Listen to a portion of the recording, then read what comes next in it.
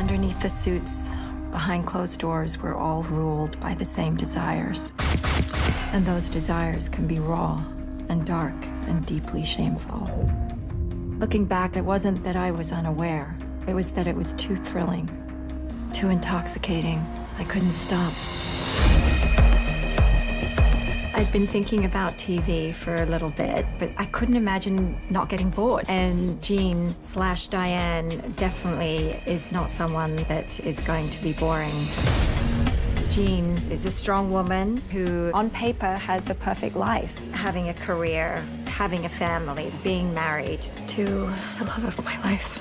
Ditto. But she's trying to discover deeper parts of herself. Did you really have a patient emergency the other night?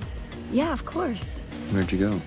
The West Village. We met at a cafe. As Jean, she gets obsessed with the people in her patients' lives. She's almost falling in love with them through the sessions of hearing about them. And so she uses those intimate details to then go and develop relationships with them. As Diane, My mom told me she's working hard in therapy. I'm not sure she's treatable.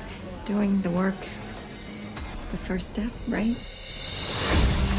Diane is the other side of Jean, and she comes to the surface when she explores this relationship with the girlfriend of one of her patients. I'm Sydney, by the way. Hi, Sydney. I'm... Diane. Naomi, what brings everything to this? Don't put me in a category with you. We're nothing alike.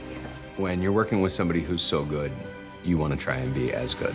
you watch her with Sam in a therapy session and you see her start to manipulate him, and so much of this is Naomi's performance. I know how much you think you need, Sydney, but I just want to see you moving forward, Sam.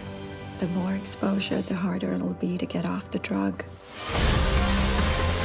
If you could do something when you know it's wrong, but you'll get away with it, would you do it?